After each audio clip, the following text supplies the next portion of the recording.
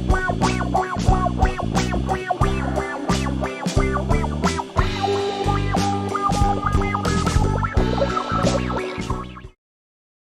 we're live. We're live. Welcome to the show. This is Loser Leaves Wrestling. Loser Leaves Wrestling. And this is the woos and whats of AEW Dynamite. We just finished watching Dynamite. Boy, what a show that was. What a show. A lot to talk about. My name is Red Jefferson, and I'm here with Roy Hammer. Hammer, how are you? Real quick. Let's get this settled. Yeah. I'm good. I've had a lot of positive things this week so far. A lot of good little things. Nothing huge, nothing breaking news, but like good hangs, reconnecting with old friends, stuff like that. I feel good about that. How are you? I've been very gassy. I've been extraordinarily gassy, and it's been a problem. A lot of stomach pains. It's going to be a problem. And during this show, what do you pass gas in front of romantic partners? So, yes and no. Okay. Yes, when it's an emergency or I forget. No, when I really just don't want to ruin our time. When I'm like, oh well, we're trying to have there's a moment, or we're trying to if everything's quiet, I'll be respectful and I'll walk to the kitchen. Sure. And I'll fart in the kitchen, and they'll see me. Yeah. They'll see me walk in, they'll hear it, and they'll laugh. It's very funny. We have a lot of fun. Good. That's pretty good. Thank you all so much for joining the show. We have Chica Marks in the chat. We're talking about farts. We're gonna stop now because we have to talk wrestling. Joe's in the chat. Joe says TMI Red. You're right. This was TMI. Honestly, what a terrible way to start this show. Yeah. Well, I think it's a human way. I just moved in with my partner last week, and we would never be able to live together if I couldn't pass gas in front of them. That's beautiful. Well, we're breaking ground. We're breaking ground. We're talking about special things, but we have to talk about some special things. We have S in the chat. You got to bring the gas early and heavy. No, we want people to watch the show. The people that watch the show, the hundreds and I shouldn't say how I should say. Well, they stop pretty early when I start talking about stupid things. Thank you, Az, for joining the chat. We have to start talking about this show. We got to do it because there's a lot to talk about. Yeah, but one thing we shouldn't have to talk about. You should just know. Call the hotline. That's 201-574-7222. You got to call the hotline. A lot of special information on there. Honestly, it's big. It's very informative. Very informative. Yeah. Leave us. What? Yeah. Have you called the hotline? I called the hotline last night. We were on a Zoom, and I called the hotline. Did you hear today's information? I didn't hear today's information. You're getting the scoops, big dog. I don't get the scoops. This is from the LLW HQ. I don't even know. It gets handed down to me. But I called right before to listen, and it's pretty impressive. Big. It's big. 201-574-7222. We have to talk about this. We have to talk about this show. The show starts off with no match, no entrance music, just Wardlow walking out with some cardboard cutouts. Walks down a Argyle, or is that Argyle or whatever, a plaid runway, Argyle, the color of MJF's scarf, and he sets it up in the ring, and we get Justin Roberts giving introduction after introduction, giving an FTR introduction, a Sean Spears introduction, separate, and then a long, very well performed introduction by Justin Roberts. Justin Roberts gets a real A+ today. Yep. And we get MJF coming out. MJF carried out on a palanquin. I learned that word from Excalibur today. Excalibur's like, that's a palanquin. And then JR's just like, a what? A chair carried by people. and shut JR up real good. You didn't know how to respond to that. Got him. But honestly, the Pinnacle's in the ring. And I think they start off with having one of the best celebrations I've ever seen. Ever. What are your thoughts on the celebration? I think it's the best AEW celebration maybe ever. I don't know if that's best celebration to you. When Eddie won the title. Wait, I don't know actually. Heel celebration. Oh, heel celebration. Because there's some really heartfelt, beautiful face celebrations, but like heel celebration.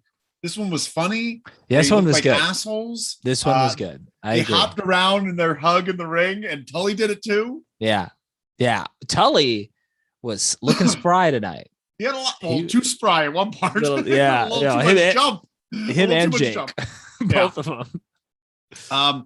But we get him saying that he's the best in the world now. And it's all thanks to his good buddy, Sean Spears. He helped pave the way. And he's just saying he should be champ. But we're interrupted by CM Punk. And he comes out here and he's just like, has no time for this. He grabs Tony Schiavone. Come over here, Tony. And he's basically saying that you're bringing your friends. Well, I'm going to bring my friends. And then he brings out his Darby and Sting that are just there to show up and show their faces. Pretty much. Yeah. And we end up getting weirdly it really got weird after this. And then they got a match of CM Punk and a mystery partner versus FTR for the night. And that's basically the end of the segment. What did you think of that? In the Wardlow, setting up the Wardlow match. I thought it was good. I was excited. Things felt different tonight as a whole. The whole show felt different tonight than it has in a while. And I loved it. I really loved this show. Maybe it was S whipping me into shape with that voicemail last week, but there was just something different about this show. I don't know. I think look, you can't do it all the time, but like AEW becomes formulaic in like a very different way than the WWE is formulaic, but they become formulaic and they kind of do the same. The show starts the same way, blah, blah. This felt different. You go into tonight's show with only 2 or 3 matches booked.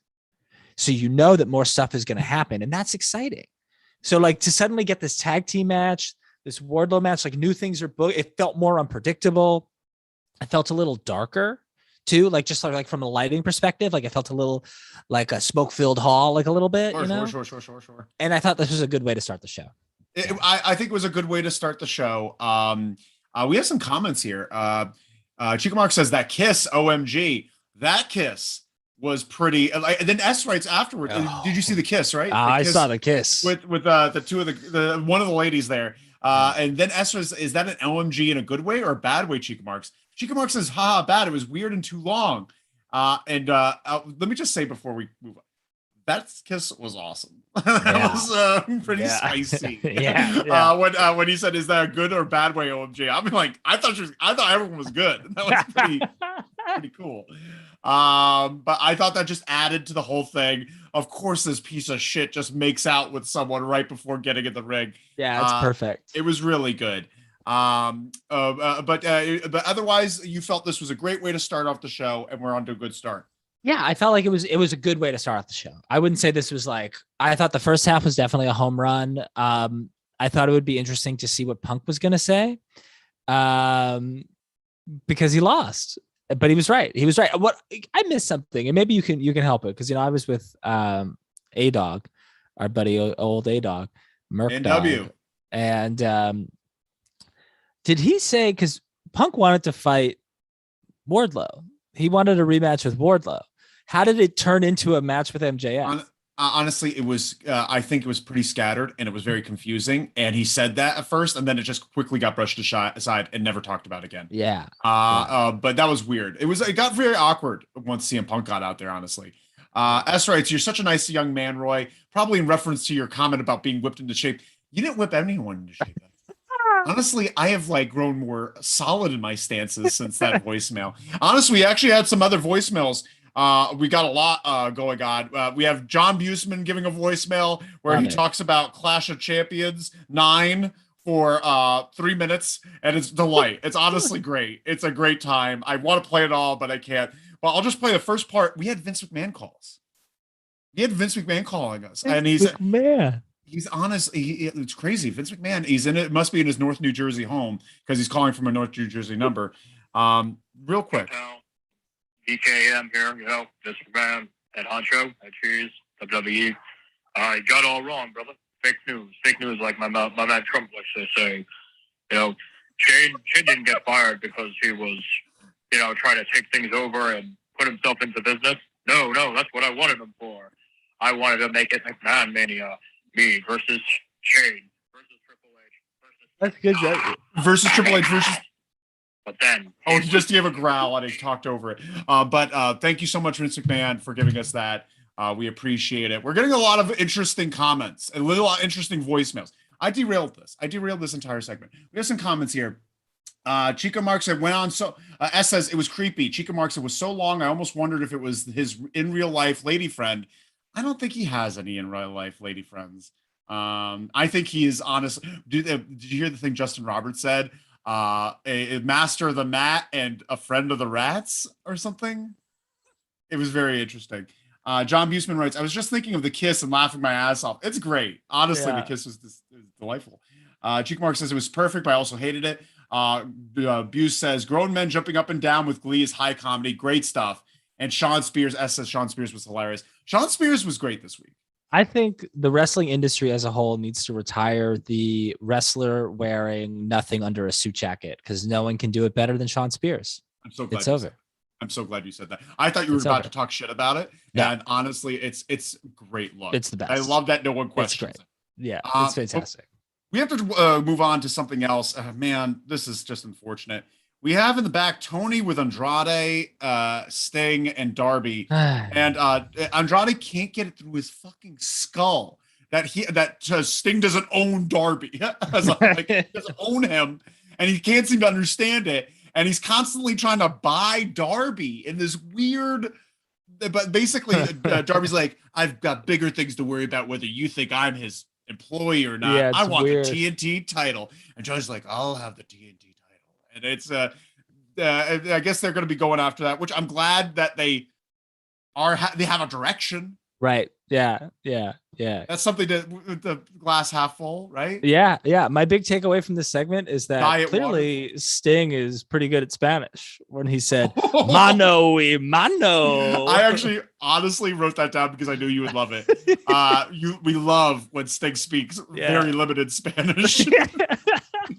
He'll just say things like, everyone quiet, silencio. Like, he'll say shit like that. What was the first thing he said that was like the funniest thing in the world? He said it to Cody. That's going to drive me crazy. I bet Buse knows. Because Buse, we all laughed at it. Pretty good. If anyone knows. Mucho thanks. Why did he not say that? He said mucho. Weird. That was his big thing. I think it was mucho thank you. We have to move on because we have to talk about Blade versus Wardlow. Okay, now this is a weird show because it definitely has some peaks and some valleys. This is a valley. So just a real quick synopsis of what happened here. Blade starts off fast, gets some offense in, and then the match just goes on for way too long. And we get through a commercial break. And then we get the power bomb, foot on the chest, and Wardlow get mucho respect. Oh, sorry, yeah. But that's we get that. So I have a question, Roy. Is Wardlow ready for this spot? Wow, that's a really good question. I'm gonna choose to be optimistic and say yes, but I am worried. It's a hesitant yes. I think he can be ready if they protect him, but they got to protect him. They're not, though. AEW doesn't do a good job of protecting people. That is true. I don't know. I think this match would have been better if he had wrestled in a suit. That I think that would have been a little bit better rather than him going to the back, putting his gear on, and then his re-entering the ring like 5 minutes later. But is he ready for the spot? That's a good question. I don't know. I guess there's only one way to find out. Is to just put him in that spot, and they're delaying it. So they put him at one. What they did not set him up for success for having a match this long. Like they like for why they set him up in this match this long. When he doesn't, the issue is first thing he oversells. He oversells completely. Yeah. He got kicked in the knee once, and he started selling it like he got a gunshot there. You're supposed to be a monster. The offense the offense that you should be taking should be a surprise, a sneak attack, them getting a sneaky upper hand on you. You shouldn't be like having a back and forth with Blade. Yeah. Mm-hmm. That doesn't make any sense for what they're going for. Yeah. And it was also obvious. It was very obvious, the decision, right? Put him with Blade. Blade's a good, experienced wrestler. He trains other wrestlers. He can have a longer match with a Blade, but it still showed. Still showed. It definitely showed. John writes, mucho respect. Joe writes, Sting is muy bueno, senoro. Very, very good, Joe. We got John says, I don't think the AHFO has Blade's best interests at all. Oh, that's actually a very good point. I'm worried about his positioning there. What is he, like second secretary of the gotta get the Blade back or Butcher back. The Butcher's gotta come back. Move Butcher and Blade, you know where? To APA, where they only accept crypto? House of Black. Oh yeah. Oh, actually, well, if you really want the APA, I really want them to want the APA the enforcers. That only takes crypto. Honestly, that you just reminded me. Really, I'm really in on this idea. I'm trying to get it to TK. I'm working. Honestly, well, TK watches. Honestly, the more I think about it, that Danhausen video that we have, Danhausen video has 200,000 views. Oh, maybe you heard of it. And so I'm thinking there's not a lot of Danhausen videos out there. Danhausen's definitely seen that video. Yeah, I would assume so. He probably saw it. I could assume that TK YouTubed it once, and when they see our video number one, TK's been watching our shit. Yeah, let's go. Had to have. We got Tony in the chat. Boom! Another weird ass show. You're damn right. It was weird ass. It was great. I thought you were talking about us for a second, and I was like, I'm so sorry. I'll call the hotline. Esther writes, Butcher needs to come back and teach Wardlow a lesson. Honestly, we talked about Butcher. Butcher needs to either be in the APA, where he's very protected by just taking his crypto and drinking fucking what is it, Topo Chico hard seltzers, or be 911 and just do choke slams because he's got. That'd be sick. Yeah. But we get that when Wardlow wins again, and then Spears gets a little cherry afterward. Gets a little chair happy. Then we get this next segment here. Which has a lot of mystery and intrigue to it. And I'm curious about it. So maybe last week or the week before, we get Malachi Black spewing black mist into Penta's eyes. Yes. And so the announcers made some sort of mention here that when you get the eye that's sprayed in your eyes, it changes you as a person a little bit, makes you a different person, which I really like. Brian Pillman became more cowardly. Pac became more British. Julia Hart no longer has a cheerleader outfit. She wears all red and wears an eye patch. And so with Penta, he's out there and he's saying something. The guy Alex that says Penta says he's talking, and you see Penta just grabbing a shovel and going out to the dirt. And they say something at the end, and I didn't quite hear it, but I believe it's been mentioned in the chat. Penta Dark. Penta Dark. Or Penta. I think it was Penta Negro. I think he was Penta Dark on Lucha Underground. I think it was Penta Dark. But very exciting. Yeah, very exciting. Really interesting. Very interesting. Let me rephrase that. Very interesting. Because I like the idea of him being. I miss the Lucha Underground character of Penta, where he was breaking people's arms to serve as Dark Master of Vampiro. Yeah, that's best work of Vampiro's career. Best work of Vampiro's career. Best work of Penta's career. Honestly, I was enthralled. What did you think of this? You I thought it was great. I was excited. Yeah, I'm excited about it. Yeah, I could tell. Honestly, I felt your shaking in your chair when you saw it. Shaking in my chair. Yeah. Like that.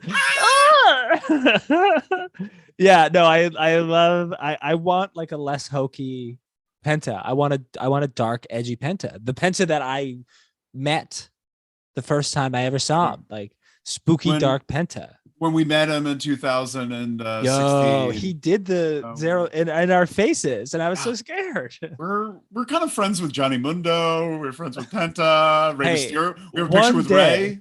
One day, that footage will be available to people who watch the show. Yeah, very interesting. I have a picture with Rey Mysterio, and I tower over that motherfucker. Just fucking rule. Did you see that picture of us with Vampiro is also very funny because he does not want to be in that picture. He hates us. Yeah, Vampiro fucking hates us. What the fuck are you guys? Because of me screaming in the middle of the Q&A. Tony writes, "Boo." What do we got here? Tony says, "I wish I was Tony Khan." No, you don't. Actually, what? I do too. Moving on. We all kind of wish, actually. Well, yeah, we all want to be Tony. You're Khan, good just the way you are, Tony. You're good just fantastic. the way you are. Yeah, S writes Penta Dark, so that's where I saw it before. Penta Dark. Chica Mark says more British. That was pretty fun. We had fun with that. Tony says more Penta is always good. Yes and no, but I'm very excited. Edge. Penta with the edge. Very good. Joe writes, AEW is supposed to be more real, right? The Malachi Mist stuff doesn't make sense to me in this world if it has powers. We shouldn't be void of power. I like powers. I just want them to have some sense and continuity to them. Let's have some. One thing that bothers me: the black mist. I wish it was purple mist. I wish it was orange mist. Black mist is death mist. That makes you blind. Like I feel like other mists, because there's rules to the mists. Have we talked about this before? Yes, we have. But I'm confused. I've always wanted to ask you this: are you making these rules up, or No. have you gotten these rules from somewhere? I read them online one time, and I think I remember them. Green is disorienting. Purple gives you amnesia. Red is, I forget which one red is. Maybe suffocating, and black makes you go blind. What's green again? Green is disorienting. Right, which makes sense. That's the classic color. That's classic Tajiri Muda green, but they're different colors. I would just say to Joe real quick. Oh, I'm sorry. Keep going. No, give it to me. Give me the. I was just gonna say that I don't know if AEW is supposed to be more real. I don't know if that's true. I mean, this is the company with Orange Cassidy. I don't know if it's necessarily supposed to be more real, but it's supposed to be the company that doesn't insult you. And I know you're thinking like, oh, guy with mythical powers, that's insulting. It's not when it's Malachi Black and it's convincing. He believes it. There's a lot of conviction behind that character, and also. It's really AEW is really the company with for the nerd, for the deep seated wrestling nerd. And Malachi Black, if you do a little research, into his upbringing, he grew up in a cult. His parents were part of a dark cult in Copenhagen. That's kind of his upbringing. So this is very much plays into what his life is. You just add the black mist on top of it. And because that's what his life is, it's believable. I'm scared of him. His great uncle Smith said Midsummer right off that cliff. You ever see Midsummer? Yeah. Remember the cliff scene? Oof, that's the shit that he saw. Yeah. We have some comments here. Tony, what you want Malachi Black to spit pink mist? Black to spit pink mist. Okay, fine, Tony. Whatever. Purple's fine. I'm so sorry. Oh, everyone in AEW does things that make sense all the time. Oh, we have a million FTRs, FTWs, and we can have black with pink mist. What's wrong with that? Pink mist would work because our skin tone. It wouldn't make sense. AEW as a dinosaur for it says AEW is a dinosaur for goodness sake as a ranking system, but it's a still crazy wrestling world. Fun point. Yeah, we're gonna talk about that ranking system later. Then Tony says Hardy can teleport. Lol. Also true. That's also fun. I actually missed that, but everyone else hated it. Well, he's coming back. We'll talk about that soon. Which we're very excited about. But we have to keep moving on because we're burning through daylight here. Yeah. We have honestly conflicted about this segment. We have the Inner Circle coming out. Inner Circle with their mandatory meeting. It was a mandatory meeting. Attendance was mandatory. We had Chris Jericho, Sammy Guevara, and Jake Hager come out. But where's Santana and Ortiz? Where is Santana and Ortiz? They're out there, and they're like, "Well, we haven't seen them all day." And then they come out, and Jericho's like, "That was cute. That was real cute that you did that. But what you did that wasn't very cute. A few weeks ago, you wouldn't tag me in, and all these fans that came to see me didn't get to see me. You robbed them." So a little heelish. Yeah, rob the influencer. A little interesting. Oh yeah. And then, but then Proud and Powerful, they're not here to play second fiddle. And Santana gives a great job. Santana does a real fire job of cutting a promo, a believable promo, takes off his glasses, and then Jericho makes a fun comment, just I grabbed the two wrong guys from LAX. I should have grabbed Homicide and someone else. Hernandez. And then Santana grabs him, and it was a cool fucking moment. Yeah, he went to the fucking neck. I was into that. It was cool. And then Sammy's like, "Guys, stop! It's me, Sammy. Stop it! Everyone, calm down." Jericho says, "Shut up, Sammy." But Sammy doesn't listen, and then he continues to talk, and then it just ruins the segment. Yeah. Guys, if you're gonna keep fighting, I'm gonna leave the group. So if you're gonna keep fighting, I'm gonna leave the group. He says just redundant bullshit over and over again. This doesn't sound believable. They shouldn't have had him talk. He's the worst. They shouldn't have had him talk, right? Yeah. No. And also, this is a nitpick, and maybe it's because I don't like Sammy. I don't believe anything Sammy Guevara says anyway. So when he, instead of telling Chris to shut up, he goes, "Zip it, Chris." Calling saying to someone to zip it in the middle of a wrestling ring, not it? Good. Zip it. Who are you, the Beeve? It's just ridiculous. Then we have Joe Redwood says, agree with your comment, Roy, but his opponents seldom miss, not him. Can really look hokey if not done right. Yeah, it can. Brian Pillman Jr. We can. Tony says, skip the segment. Just have some time. Just save some time. Well, come on. No, there's some good. Honestly, if you watch Santana and Jericho go at it for that little bit before Sammy goes around and literally wets his pants in the ring. Also, Sammy, you're wearing two of the same belt, bud. Take one of the belts off. It's the same belt. Funny it's you mentioned that. The same belt. Because what a big heel move. Yeah. Oh, it's such a heel move to wear the same exact belt over each other like an idiot. S writes perfect Sammy impression. Thank you so much. Peter Semitis says, when will Sammy stop wearing the two belts? Same wavelength, bud. We're in the same place. A very good point. Here. Thank you for joining us, Peter. Welcome to the party. Joe writes, guys, stop. I don't have my cue cards. How do I communicate without them? Well, God, I don't even want to cover the cue card segments. Here's the thing. I thought Santana Ortiz looked awesome in this segment. Both of them looked fantastic. And honestly, I could give a shit about everyone else in this segment. I think Jericho looks like a schmuck, but Jericho's kind of always looked like a schmuck. But I want Jericho Eddie. Santana. I want Jericho versus Eddie Kingston. Eddie Kingston.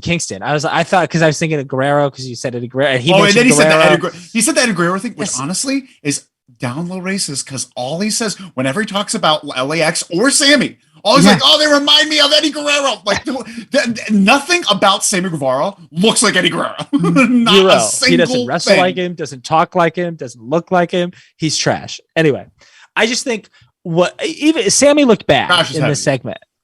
Yeah, sure. Sammy looked bad, but the person who came out of the segment looking the worst was Jericho, and that's important because you gotta Jericho. I think he's starting to realize hey, my clock is running. The hourglass is running low here, so he's gonna get everybody in the right position. He's gonna fight Eddie and hopefully lose to Eddie. And I love that what Ortiz said about Eddie and sticking up to Eddie and all of those things. Cause it's very much this, I don't know if Jericho is meaning to do it. Probably not. But how he's I'm an influencer in this company. I got you big paydays. I got you all of this. It's such a narrow old white man view of trying to help the youth and not thinking about life and the things that come with it and family and the real world. It works really well. I think the whole thing is built really well and Jericho looks like an idiot and it's good. It's good. It is good. And this is where Jericho needs to be, looking like a shit stain. And he's really good when he does that. Honestly, it's when he's at his best. He's a shit heel. Shit face. Terrible face. His entire terrible face. We got some comments here. S says, you need to bring that Sammy impression more often, Red. That should be a recurring bit. If I remember how to do it. I already forgot. Chica Mark says, I just want Jericho not to reference someone being Latino every single time. And then Chica Marks, I wrote that comment before Red mentioned it. Same wavelengths. Just like the belts, just like that. Yeah, welcome to the party. Page. It's embarrassing, Jericho. Please don't. Also, calling yourself the influencer at 50 years old, too much. Actually, that might work if he's a heel, because I'm hating him. If he's a heel. Really bad. Yeah. I'm really hating him for it. But then at the end, what the best part was, when Jericho's saying all this shit, Santana just looks straight at the camera and starts laughing. I loved it. That was really great. Yes. Just looks breaking the fourth wall just in the best way. Just you believe this shit type of attitude. It's really great. It's so good. It's so Zach Morris. Honestly, he should be the only one that's allowed to do that. Really, honestly, if you portion off these things, want to what? Sting should be the only one that brings the bat, unless it's his friends, Jericho shouldn't be using that. TK should have something of walls for these wrestlers so that they don't, they feel more special. Yeah. If everyone's doing all the fun things all the time, if everyone's flipping the finger all the time, it means nothing. Yeah, that's also why it was so cool the way Santana went after Jericho, because no one does that. It was completely unique to that situation. Totally different. And like him looking at the camera, that's the Eddie Kingston school. That's this other guy's trying to get one up on me, and I'm just disrespecting him. Yeah, being totally disrespectful. To honestly, that's actually a really good point. And that is the most disrespectful thing you could do is just cut people off with the knees like that. Tony says, I guess Jericho did not want Eddie with Santana and Ortiz and TNA. Very interesting. He's been working about this for a long time. Yeah. I don't know. That's true. S says, do you think Jericho has the self-awareness to make himself an uncool heel? Because he is so corny, he could be a great uncool heel that thinks he's cool, but he ain't cool anymore. Cringe. Honestly, that is when he is best. And that's all of his great heel characters have been characters that think they're cool, but they're not. And they're so lame. The list. The list with the scarf all the time. Because he was basically being an aging rocker. And now he's more sensitive about his age because he's now at the old age. And so now he's a little like influencer. Honestly, if this is the direction he goes in, he could do a lot more good on his way out. And he should he started the transition a while ago, but it's hard to do it consistently. But if he's wrestling only every once in a while, he can have these just like he does like one or two wrestling moves, and it's mostly just like punching and brawling. And he can have some good matches still if he's just like a Bruiser Brody style, just brawler. So let's see what that goes. But I would like to take a moment and talk about LLW for a second because we hit the 2,000.03K mark, 2.03K, and it's all because of all your friendship and love. Let's all celebrate right now. Let's have our own pinnacle celebration by smashing that like button. Everyone in the chat, I want a like button for you and from you and from you. And I want you to press that like button. You smash. You smash. Very good. We're having fun. Peter back in the chat. Santana looked like the camera felt very early days NWO. Honestly, if they put Eddie, Santana Ortiz in a program together as a group, they could do that. They could. They sure could fucking take over. Tony says the demo god that's older than the demo. Boom, boom, boom, boom, boom. Tony with the dynamite. Excellent job, Tony. Excellent job. Moving on. We get Tony Schiavone with the best friends. Oh, I'm sorry. Rocky Romero and Trent. Roppongi Vice. What? Roppongi Vice. They spent years building up the best friends as this tag team. And now they change it. Why are they? With a guy that's not with a guy that no one really knows about on TV. Roppongi Vice was a tag team. Hi, Goose. Roppongi Vice was a tag team long before the best friends were a tag team. Yeah, it's fine. Nobody knows about it. Nobody knows about it. When they know about supposed to fight, the best friends. Suze Vane, there's merchandise that says best friends. There's been tag title championship matches with the best friends, and they have this Roppongi. I don't even know how to spell that. I can't remember any time it's said. Yeah, it's a town honestly, in Rocky Romero is Japan. What are we doing? Why are they the tag team that they're going after? Because it's a one-off match that they can lose. You don't want the best friends to take another L, so you just make it Roppongi Vice, and Rocky Romero takes the pin.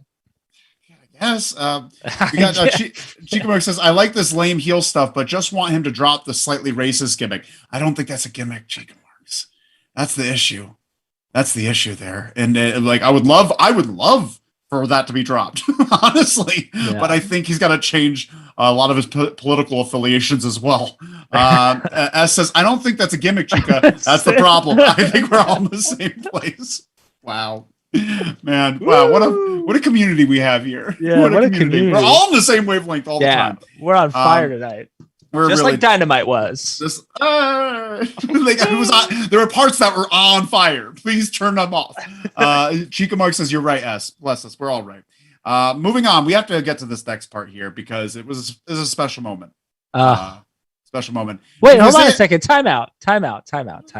Time out. What did I do? Wait, are you talking about the next part in the same segment? No, different segment. Oh, I'm so sorry. Wait. Rewind, because I got this so distracted by the best friends. Whole thing. Big debut here. Then the Young Bucks attack this something Vice. They attack them. Adam Cole comes out and they're beating him up, and they're just like, well, hold on a second. We've got another guy, and they've got another introduction to a guy that will be forgotten in 2 weeks. His name is Jay White. Jay White. Come Jay on. White. And no, it's a beautiful. The Forbidden Door. Little known fact is also revolving. So we're very excited. He's gonna have a quick run. He's gonna make an impact. He's also wrestling an Impact right now, and he's a New Japan guy. He's a former New Japan heavyweight champion. Let's have him lose to Sammy Guevara. Throwing stuff at my webcam. I'm not. Hey, I don't know much about this guy. I'll be honest with you. I don't know. You don't know much about New Japan. I don't. I'm not going to deny that. What I will say is, AEW is not going to use him right. I just know for he's fact. going to have a quick program and then he's going to bounce. He's going to. It's a little weird. It's a little confusing because he's been on literally every New Japan show. He always grabs a microphone and calls out Adam Cole. So I don't know why they're on the same page right now because he's been trying to fight him for the last 6 months. Because they're Bullet Club for life. We'll get to that later. But it's also setting up another long-term storyline between Kenny and Adam Cole whenever Kenny comes back. They don't need any more long-term storylines for Kenny and Adam Cole. They already had a really good one, and we haven't seen Kyle O'Reilly or Billy Fish in years. Billy Fish. You're on fire tonight. Bobby Fish. Tony says Jay White is a great heel. We won't know it. We got to move on. You're such a little Sully Pants for this, and then you're gonna move on from the Sully Pants Red to no, I'm not Sully. Grateful Pants Red. Grateful Pants. Yeah, this next segment you were Grateful Full Pants. The Forbidden Door revolves. Instant classic line read. Actually, I should make that a T-shirt. That should be an LLW. Write it down. Put it in your notebook. It's already. We said it here first. No one can take it. The Forbidden Door is a revolving door. The Forbidden revolving door. We'll think of something. We're going to workshop it all together. The Forbidden Door revolves. That's the Forbidden right Door way. revolves. Yeah, that's perfect. Oh, that's perfect. We have to talk about this because this is really special. This is actually special. This is actually very, very special. And also potentially heartbreaking in another couple weeks. But we'll see. We'll see. It's Isiah Cassidy comes out. And honestly, I love Isiah Cassidy coming out. I love the private party entrance. I'm excited for it. And I think he's a lot of fun to watch. Even though I don't think he takes himself seriously. Yeah. I don't think Private Party takes themselves seriously. So they're more the goofs than they could be. They could be more serious. Mm-hmm. But then out comes, and we're going to bask in this glory. It's Keith Lee. We got the Limitless One, Keith Lee, good personal friend of the show. We appeared in a movie together. Trolls. We appeared in Trolls together. I was cut. But we did have a moment.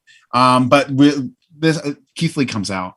Big pop. Everyone's excited for Keith Lee. Keith Lee comes in and launches Cassidy to the sky. Oh my God. Honestly, one of the an AEW highlight reel of that move being just the arch. Yeah. The arch with that throw. Okay. The arch it got me right in the throat, and just threw him. Beautiful stuff.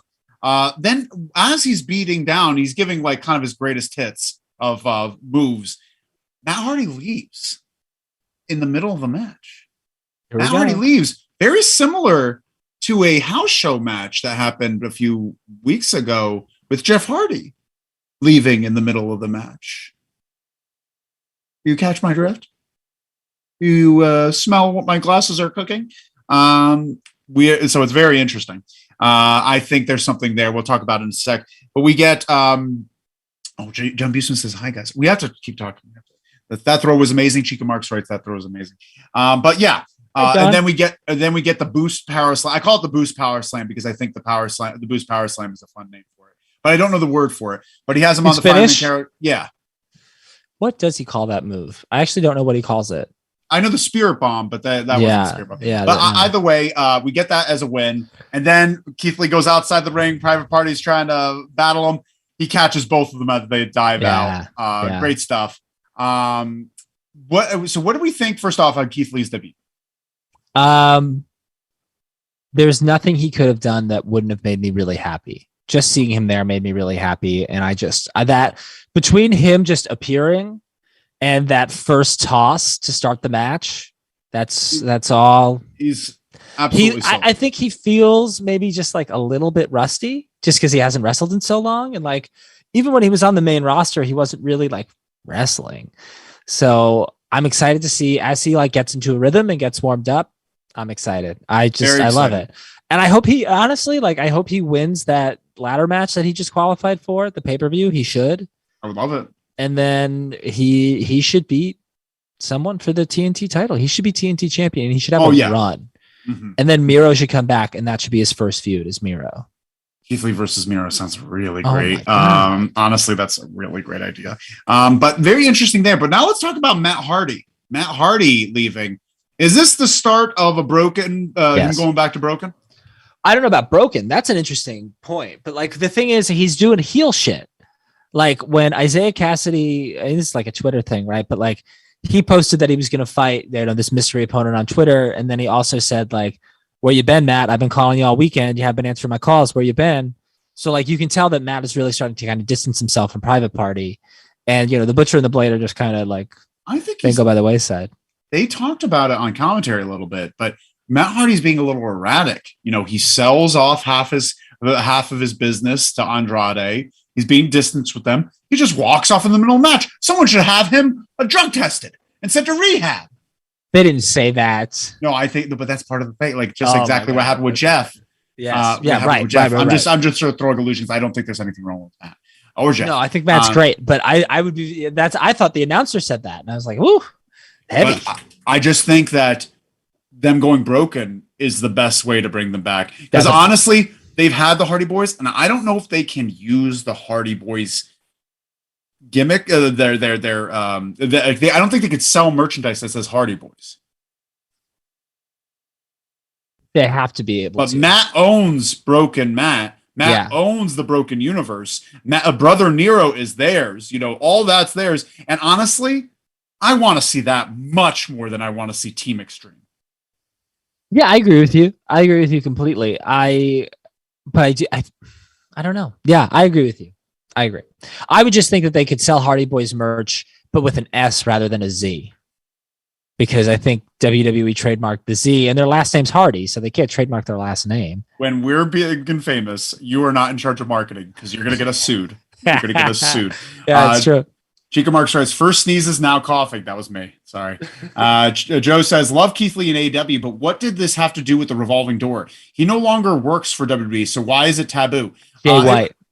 Jay White was the forbidden door. Yeah. I love that you say revolving door. John Busey says, Tony got a little loosey-goosey with forbidden. He's definitely loose with that term too. I don't think he understands the word forbidden door. But he also knows that it generates buzz, so he just says whatever he wants to generate it's a buzzword. Yeah. John says, I noticed that in love, if this leads to them broken and reunited. Honestly, I think that's the best way to go about it. Yeah. That's what we want to see. Brother Nero, John Buseman's real excited about it. I would say though, you got to bring back the dilapidated boat. That's my favorite broken character is the dilapidated boat. I have a very strong memory of watching the first Ultimate Deletion match with John Buseman and both of us losing our minds when Matt Hardy screamed a dilapidated boat and then he ran behind the boat. Classic. A lot of fun. But this is a perfect opportunity for them to just have content on YouTube. Yeah. This is let them live their broken universe and broken lives and cinematic matches on their YouTube channel. Really get it cooking. Joe writes, the Hardy Boys concept is more marketable and known than the broken ones. Do the first and then the go into broken when it's inevitably gets stale. They did that. They can. Hardy Boys. I think they can do reverse it. They can be like good old days when they have changed letters in the name. I don't know. I just feel like we've seen the Hardy Boys a million times, and they are still the Hardy Boys. They're just the cooler version. S writes, there was a video that the Hardy put on his Twitter where he's talking to Private Party and told them that he was so stressed about the AHFO drama that he's having mental health issues. Oh, good scoop, S. That's a great scoop that you're hearing on LLW exclusively. An exclusive scoop. We should have a show called Exclusive Scoops. I like that. They're mostly going to be lies. Yeah, they're going to be lies. But check out the hotline. The hotlines, that's all real. Where's the number for the hotline? I don't even have my screen up. 201-574-7222. And John writes, has GCW had a Forbidden Door death match? If they're in the Hammerstein Ballroom, that's all they can afford. They just got those doors, as we saw from the recent match. Okay. But yeah, excellent job, everyone. Excellent. We have to. Oh, what am I talking about? We're not done. We have so much. We're not done. Are you kidding? I got a second hour of the show to talk about. Then we get that dives. Okay, now we have to move on to a backstage promo. A backstage promo. We have Britt Baker with Mercedes. It's a promo package. Yeah. Britt with hired Mercedes to attack Thunder Rosa. We're gonna have a Thunder Rosa versus Mercedes Martinez match, and it's gonna be no DQ. Which this is a makes sense no DQ. Yeah. This makes sense because she DQ'd. Now we get this. It all makes sense now. But we're excited about that, right? Very excited. Very excited. I think it's going to be fantastic. I just think it's going to be great. They deserve it. And it's going to, I think it's going to be really intense. I don't know. I'm rambling, but I think it's going to be great. Good job. The goose is distracting. I understand. Yeah. We got Peter saying Hardy Bros if they can't use boys. I suppose. They can just be Team Extreme, just like Team 3D was, right? They could be Broken Brothers. They could just call themselves the Hardy Brothers. Broken Brothers. Hey, you never know. Hardy. But we get John says, is it ice cream show? Is it an ice cream show? Is it an ice cream show? Is it an ice cream show? What are we talking about there? Did I miss something? No idea. I don't know. Elaborate, John. We're confused. Joe says Hardy Hermanos, as Sting would say. No, nut bueno. Nut bueno. No good. Very good, Joe. No, I'm gonna. And then he tried to correct it. It said mug bueno. Your autocorrect is nuts. God damn it, boy bueno. Very good, Joe. Yes, hermanos. Hardy Hermanos. Very fun, as Sting would say. But very good. We have to move on to the next one. We get FTR versus CM Punk and a mystery opponent. Now, honestly, I'm a little let down with the choice of mystery opponent. A little bit. It turned out to be Jon Moxley. Think it would be, was there any part of you that thought this would be Wardlow? I thought it was going to be Hardy, Jeff Hardy. Wow. Whoa. I thought there was going to be a lot of big surprises tonight. But Mox was cool because the pairing of Punk and Moxley is interesting. Because honestly, they clash a lot in my head. Like, because their personalities, honestly, I really think that Moxley would have like beat the shit out of CM Punk in high school. Like, honestly, CM Punk's just like, oh, I do Muay Thai in my spare time. Comic books. And then Moxley's just like, I shoot up heroin in the bathroom. Get the fuck out of my way. And I could have just imagined their interaction. But they had a fun match with FTR. We have some comments here. Hermanos Hardy, mucho respect. John Busman says, you said you wanted to do a show called Exclusive Scoops. Oh, Exclusive Scoops. Only the best flavors. But we talk about this match. Good match. FTR versus awesome match. Awesome match. And the crowd, like, as soon as Moxley's music hit, like, the crowd went fucking crazy. And I went fucking crazy because anytime Moxley comes out now, I'm over the edge hyped because he looks so good that I just want to see him on my television. I'm like, look how healthy this guy is. Yeah, I want to see him wrestle all the time. He looks great. He looks alive. And like, not saying that, like, he looks really deadly now because he looks alive and serious. He looked pretty deadly before though, too, because he was like, really like, I want this match to be over fucking yesterday. But now, like, very good. But the match, like, played into the fact that, like, CM Punk and Moxley aren't a real tag team. The FTR, they're real smooth, like, so. So we get a lot of action, a lot of fun stuff. We get a Doomsday Device by Moxley, and you get the FTR. I'm sure it was someone else's finish before they did it, but the America's Most Wanted finish, the like drop off the top rope while the opponent's holding. You want to know what that's called in my brain? What's it called in your brain? The hip hop drop. Too cool. Too cool did that move. And what's his face? Grandmaster Sexay would put on his goggles for it and smooth them out and then do it. And then the jump. It was very fun. But that was the hip hop drop. Did they ever win the belts? Yes, they won against Edge and Christian with the help of little Joey C, Kid Rock's friend, Joey C, and Rikishi. Joey C hit Edge and Christian in the nuts with a hockey stick. So we get some comments here. Buseman writes, Mox and Punk as a team had me giddy. Hell yeah. Few times Punk wasn't there for the tag, I'm assuming. Makes that proposition for Danielson a bit more enticing. Think about it. Oh, interesting. Actually, one I was thinking a little bit, we're going to get to the next comments in a second, but imagine like Moxley, Punk, and Daniel Bryan in a stable. Yeah. And just have the them. Shield should have been. Honestly. No, that's not true. As says, I'll Shield put a little bit of red style fantasy booking. I really wanted it to be Cabana. Yeah, so did I. Shit. Yeah. I was hoping that they had made up in real life. Like Punk comes out and says he needs his best friend. Tears. John Buseman puts a caterpillar. Oh my God. Oh my God. That sounds good. Oh, the worm. Okay. That makes sense. But honestly, that's a great idea. Would have been the best. Cabana would have been a great time. I think we're all in agreement on that. Awesome. Excellent fantasy booking. Especially because MJF said, good luck finding someone in the locker room who doesn't hate your guts. And then Cabana comes out and he's like, I could never hate you.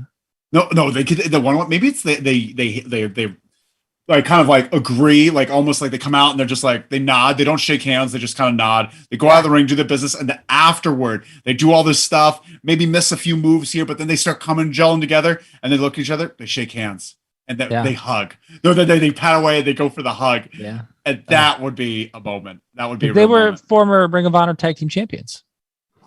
The Second City Saints. Colt Cabana and CM Punk. Colt Cabana and CM Punk. Wow, great job. John Buseman says, wet. Very exciting. Squirt. Give us a squirt in the chat if you like what's going on. Smash the like button when you get a chance. And we're going to keep moving on. But it was a little long. But the things that we did, I forgot, there's some things we saw in the match. The Anaconda Vice sleeper move. They do the double that. Then they get the double GTS and paradigm shift. And we get Tully going for getting a GTS and jumping too high. CM Punk falls down. Yeah. CM Punk falls right down, which didn't look good for the match. But he couldn't lift up this befuddled old man. It gives him the GTS, which was pretty funny to see. But then we get the win. Honestly, I'm a little upset though. Why were you upset because FTR win? Yeah, I know. They're in that position. They're in that heel position. What a terrible position. Yeah, it's a bummer. Honestly, the entire time I was thinking like they should have this match, but they should have been champions, and that would have made it a cool little thing. Oh, you're facing the champions tonight. Find a partner. They find a partner, but just because they're not a tag team, not because they're not better wrestlers, they can beat both of them individually anytime they want. But the tag team, no one could beat them. That's what they had to do. Right. Right. But either way, a fun time had by all, right? Absolutely. I loved Tully getting involved because I like that Tully's weapon was his suit jacket. His like very soft, nice cotton suit jacket. He just started whipping CM Punk with it. And CM Punk's face was very funny because honestly, he looked annoyed that he kept doing it because he thought like Tully's going to do it once and he's going to get up, he's got back off. He just kept whipping him. It was very fun. Moving on. We got interesting booking here. We get Jade Cargill versus A.Q.A. It's a young indie talent trained by Booker T. I like A.Q.A. This was like a nice little showing of A.Q.A., I think. But the thing is, Jade should not be having these type of matches, right? These kind of long, like invitationals where you're supposed to put over another wrestler. She doesn't know how to put over another wrestler yet, right? Yeah. I don't know. I really like that they did like a quick A.Q.A. promo, like a little backstage promo, just so we get to know kind of who she is, which I appreciated.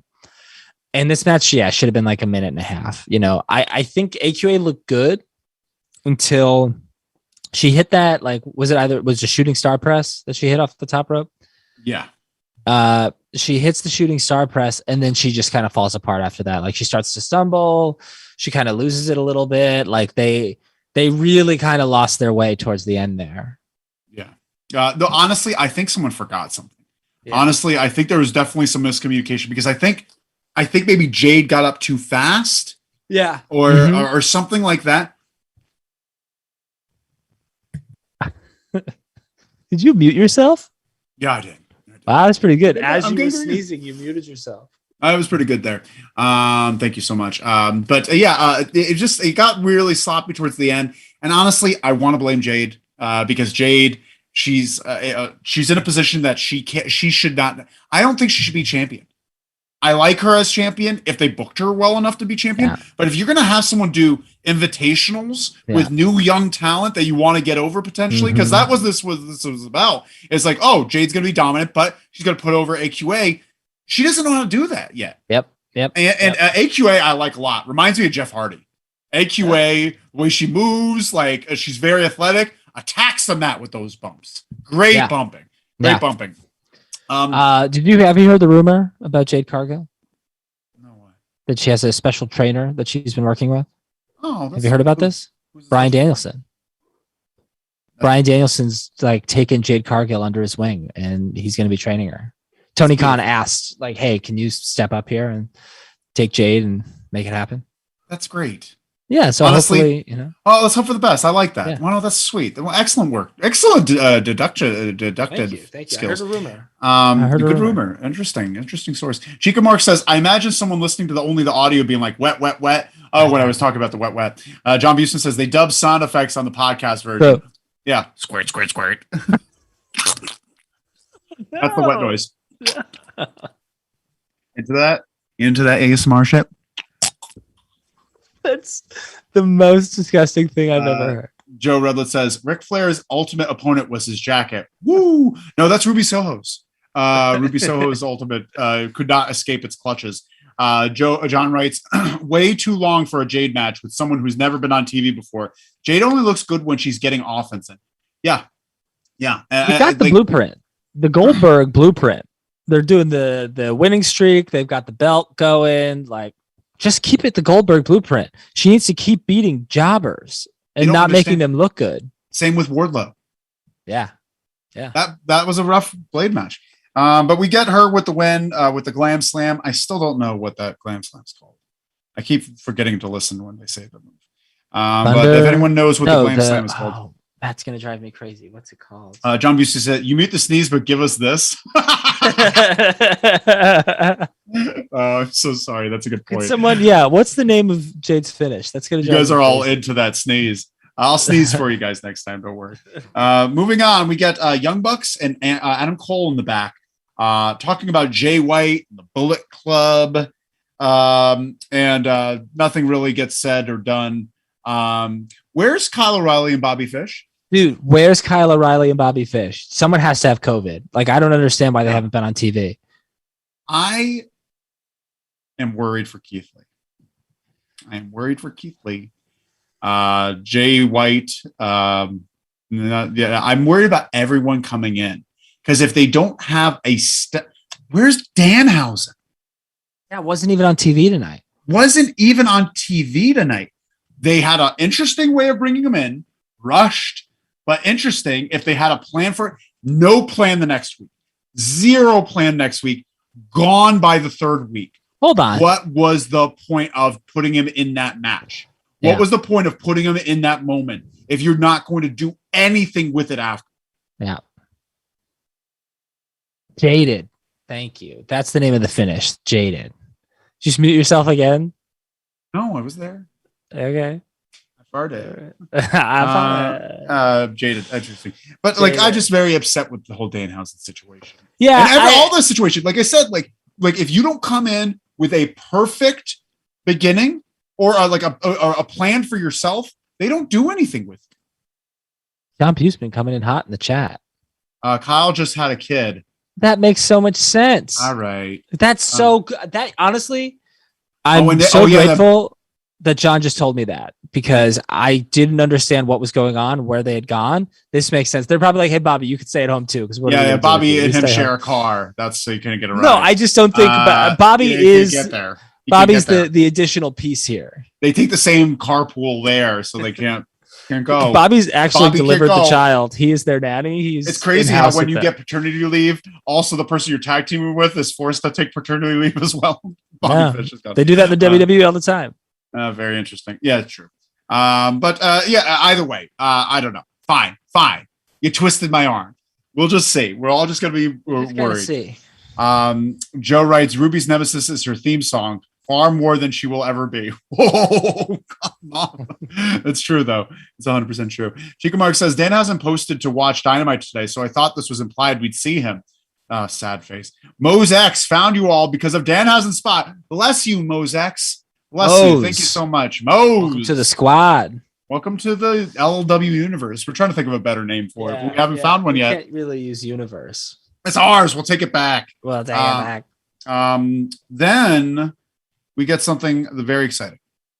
Very exciting because it's not the best part of what this is going to be, but it's a very exciting start. Very exciting start. We have SEREENA DEEB comes out. Yeah. And she doesn't think anyone is in her league. Not a single person in this entire company can match the professor. So she's holding the professor's did I prefer Professor's Intimate Rookie Challenge? What did I write? Professor's 5 minute. That looked like Intimate. Professor's 5 minute Rookie Challenge. She's going to start battling rookies, beating the shit out of them. And this is probably going to lead to something interesting. I'm very excited what this leads to. Yeah. But she beats the shit out of this person called Katie Arquette. I wonder if they're related. Honestly, if you chose that as your name, pretty funny. Pretty funny. Like having your name be like Johnny Arquette, like just because take the rub. What are your thoughts on this? I loved it. I love it. Two women's in-ring segments on one show. Pretty good. I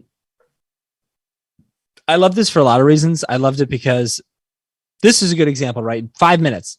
She beat her in a minute. Great. Dominant. Love it. And then I also loved my watching it with Alex, who's from New Jersey, who's from that area, and him saying Katie Arquette looks like every girl he's ever dated from New Jersey, which I thought was funny as well. Who said that? Alex Merkin. But I thought it was great. I like her talking more. I want her on a live mic more. Yeah, honestly, she kills it on a mic. She's so intense. Honestly, Sammy Guevara could take quite a lesson from SEREENA DEEB about conviction and being honest with yourself. You know what I would love for her to do? I would love for her to, like, and they should have changed it this time, but maybe they'll do it for next time. Have her come out to the ring for the 5 minute challenge. The match starts. She gets this offense and she starts talking. She grabs the mic in the ring during the match. Yeah. And then she cuts that promo. No one's in my league. Goes over, kicks her in the head. No one could beat me. Goes around, Tequila Sunrise pit. Get that. And then keep doing that. Have her. So then when someone does beat her, it's because like she was being a jerk. Yeah. An idiot. Yeah. So there's a reason for it. Well, I also like that it's rookie challenge because that's such a shitty heel thing to be like, you have experience? Not going to wrestle you. Sorry, Sheeta. Pretty good. We have some comments here. We have some welcoming Mose X. Excellent. S says Bobby was the doula. That's the person that receives the baby. Very good. Mose X says blast off. Thanks, Chica. Very good. Thank you so much, Mose X. But bless you for being here. John Busman says if this was a regular thing, it would be great. The first thing somebody lasts 5 minutes, you've got a made woman. That's really good. You're right. First person that does win, that'll be good. S says professors. Intimate Rookie Challenge. I'd order that on PPV. Come on. Peter says SEREENA would have made a better first TBS champ. Yes. Yeah, absolutely. Yes. Absolutely. 100%. Ruby would have too, in my opinion. But they've only started building her up in the last few weeks. But you know what? They're learning. They're learning. Yeah. We want SEREENA building to do well. up Deeb in like a very unique way, different than everybody else. Those promos with the wolf and the lion and her like growling at the camera and flexing, like, oh, it's great. It's outstanding. Honestly, I'm a little worried. The reason being the women's division is loaded with heels. Yeah, I know. Absolutely loaded. All the top heels are all the champions are top heels. And then even the next person under, Deeb, is not. And then you have these middling people like Soho and Rio's broken in half. Well, you got Rosa, and Rosa's going to be the one who gets the title. And then Rosa feuds with all the heels. I just feel like they've really done Rosa dirty. They really did Thunder Rosa dirty by not keeping that momentum on her throughout the year.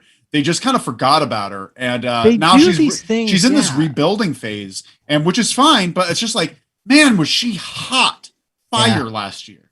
Yeah. On fire. Yeah. The people who win these lights out matches go nowhere. Yeah. No, they don't. Well, it's their fault.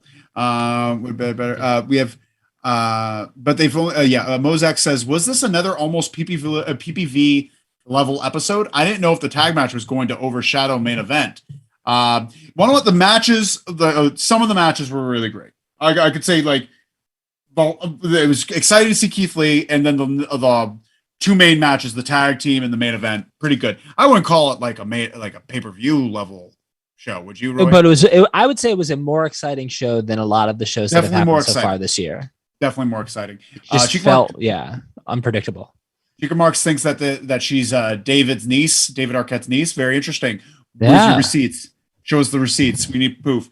Mozak says Deeb needs a title. You're damn right. I read that as Deeb needs a tie, and I was just like, what, like Avril Lavigne, like just have like a tie. And honestly, the professor could use a tie. Yeah. Moving on. Do we have any other thoughts on Deeb before we move on? Love it. Fantastic. Excellent. Well, we got Jurassic Express in the Gun Club promo, and it's whatever. Whatever. I love that Jungle Boy was like, "You threw me in the snow." All right, that's a good Jungle Boy. That's a really tight Jungle Boy.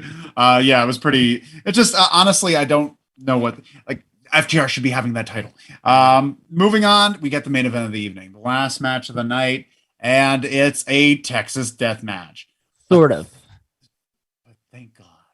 Yeah. Thank God. Well, we talked about my hate. I don't know. Roy has different feelings. But we talked about my hate for the Texas Death Match for quite some time, and how the Texas Death Match is one of the worst match types in history of wrestling, where you not only have to pin your opponent, then you get the 10 count. So it's 13 seconds of them not doing anything for the win to happen. And it's just so annoying because, like, if you get to 9, how many times you get to 8, 9 seconds in a match in some of those older matches, and then they get back up? I'm just like, I've seen this person lie prone for 3 minutes in this match. But they did it differently. This match was knockout or submission, which is great. Yeah, honestly, totally fine. No pins, just knockout or submission. And so very excited about that. We get the match starts off hot. It's versus Lance Archer versus Adam Hangman Page.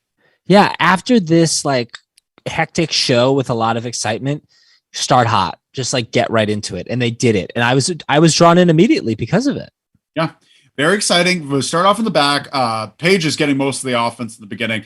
Throws Lance Archer through a glass door that was just there. Yeah, I was okay with that. I'll tell you why I was okay with that, because it looked like, you remember the WrestleMania 13 entrance for Austin where the glass breaks? Yeah. I feel like they were never actually going to do it, but that's like kind of what they were going for with Lance Archer. Like it was going to break, but he attacked him before he could do it. So that gave him the opportunity to throw him through it. Lord, I would love if they just had like something to hide these things that are so clearly about to be broken. You know, like it just feels like it just looks painfully, like it's just weird. Like, what the hell is that thing? They're trying. I mean, they're not so much trying to hide it. They're just trying to make sense of everything. They're starting to. So we get that, and then they start battling all over the place. Dan Lambert removes the top rope, which is very interesting. So the buckshot cannot be done. The buckshot cannot. Very smart. Use the old noodle, Dan Lambert. Yeah. And a lot of shit happens during the commercial breaks.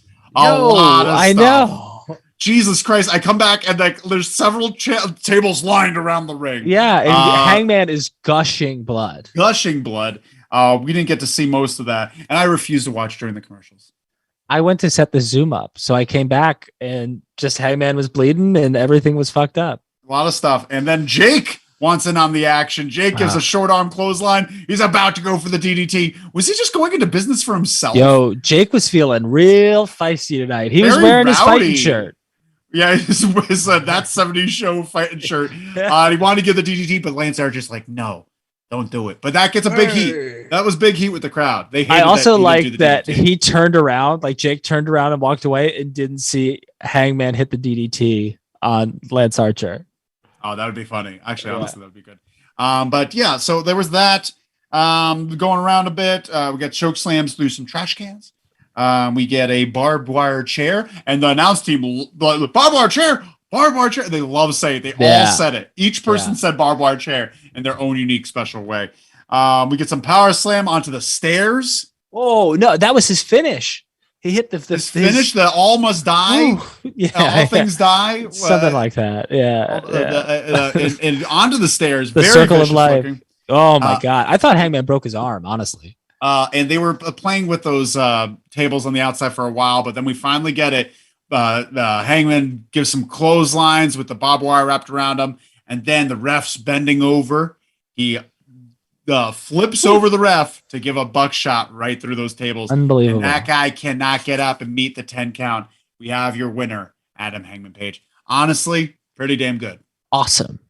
Pretty damn good match. Awesome match. Felt really good about that. I thought they did a good job of things making sense and having it be a battle.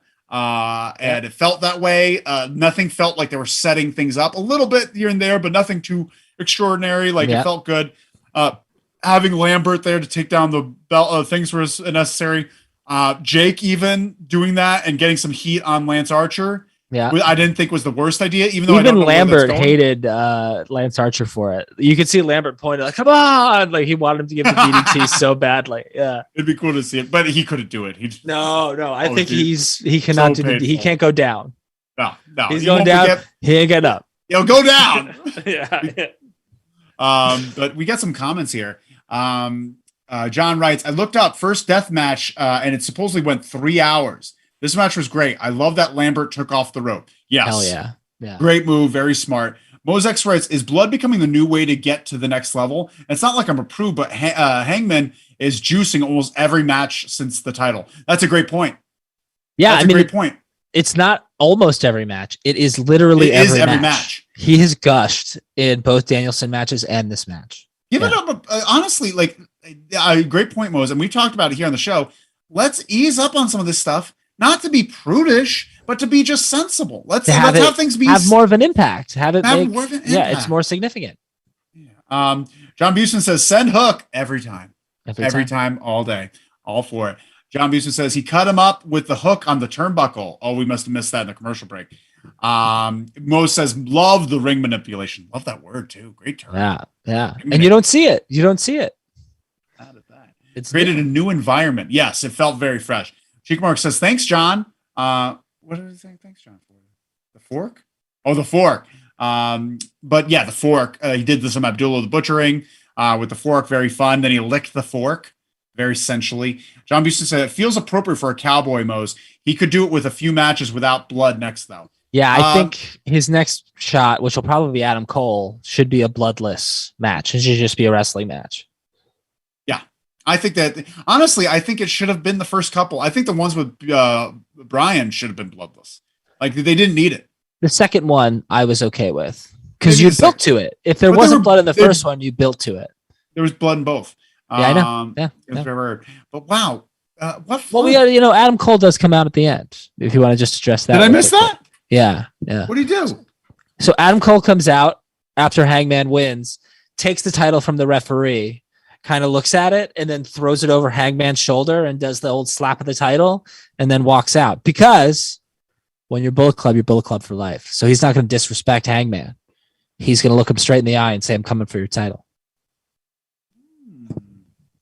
I just made that last part up. I don't know if that's true. I like that. No, I like that. That's actually very enticing. Well, we're getting a serious side to Adam Cole, which is nice. Let's see what's going to happen with that, because honestly, they haven't done much with him so far. But I'm excited. I'll be excited for it. I'm excited for that. But we'll see what happens. Oh boy, what fun we had today. What fun we had today, right, Rory? What fun we had today. We had so much fun today. We talked about wrestling, and we talked about tables and ladders and chairs. Yeah. Oh my. And farts. We started off the show with farts, and we're ending it on a buckshot lariat off a ref. Very good. We for life. Don't forget. John Busman writes. Moses says, "Baby Arms Cole has zero chance without help." Baby Arms Cole. That's really good. Baby Arms Cole should be Baby Hips Matt Hardy. And they should We should honestly take their action figures and switch the hips of because that would look fun. John Busman says, "Man of Honor, Adam Cole."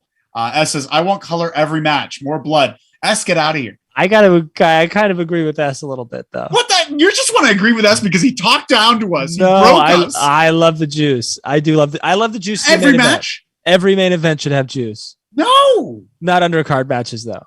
You're freaking nuts. What has happened to you? S, get out of his voicemails. Get out of his DMs. We can't have you corrupting boy. Mozek says, "Well." John says, "Should we do something with the like button?" Interesting. Actually, let me take a look at it real quick. It looks a little decompressed. You should compress it. Compress the button. It looks like it's a little embossed, and it should be flat. Let me know how that goes. Peter says was very excited at the start of the show when MJF said the words, "He's going for the title." Yeah. That was very exciting. Very exciting stuff. Joe writes, "Love Keith Lee tonight, but am also scared for his future booking or lack thereof. Also, bring back Danhausen." Yes. We need to feel optimistic. We have to be optimistic about Keith Lee, but we could already feel despair about Danhausen. I think that's appropriate. Yeah. No, I agree with that. It's already a terrible misfire. Mozek says, "Ha ha ha ha ha ha." Peter says, "Once CM Punk feud is over, that's where he's heading."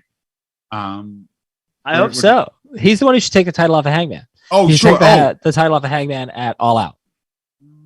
Or Double or Nothing. Double or Nothing, not All Out. Double or Nothing. The May pay-per-view. And then Chica Marks says, "Bloodthirsty Roy. Roy loves the blood." I've almost bladed many times in my life, but I've never done it. But I just want to kind of be like, you know? Yeah. I want to know what it's like. What? We should put a warning about self-mutilation. You remember that match I did with my brother that you did the commentary for? Oh, I know you wanted to. I wanted to blade so badly. Oh my God. Get me color. Keep those likes coming. Keep going. Mo says, "You guys are my new After Dynamite show.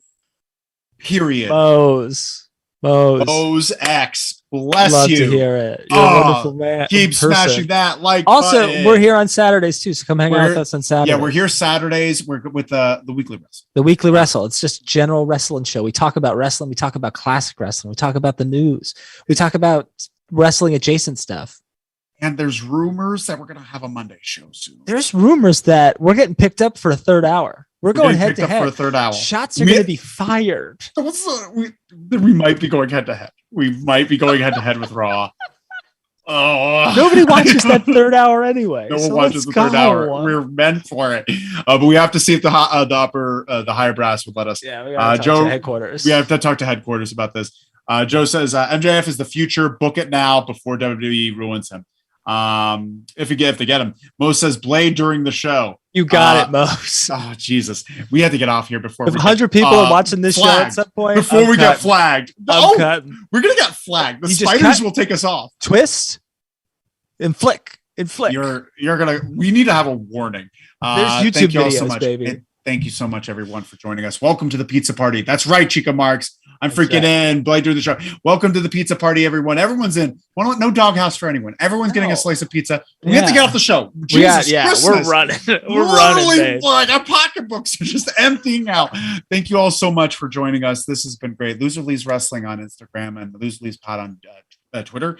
Loser Lee's Pod. Send us some emails at loserleespod@gmail.com. But also send us some voicemails. Nasty Martinez, you're just joining us now. We're heading out. Howdy. We're getting out of here. Watch the show. Call the hotline. Call the hotline. Leave the message. Call the hotline. Leave the message. Keep saying that, Roy. Call the hotline. Call the hotline. Leave a message. 201-574-7222. Thank you so much. Let them go another hour. Book it, Tam. No, we can't. No, headquarters will come down on us so hard. We have to get out of here. Peter says, "Ditto, Mose X. Keep it up." I can't read anymore. No more reading. Peter. Thank you all so much. 201-574-7222. 201-574-7222. Saturday, 3:00 Eastern, noon Pacific. The weekly wrestle. It's going to be a big week this week. We're talking biz this week.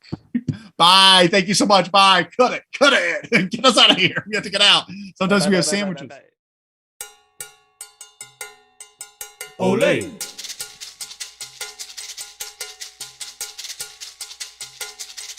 Olay.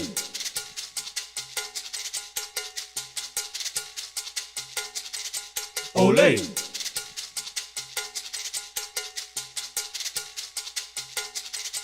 Olay.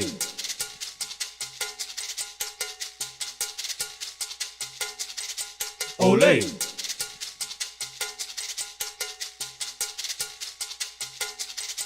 Olay.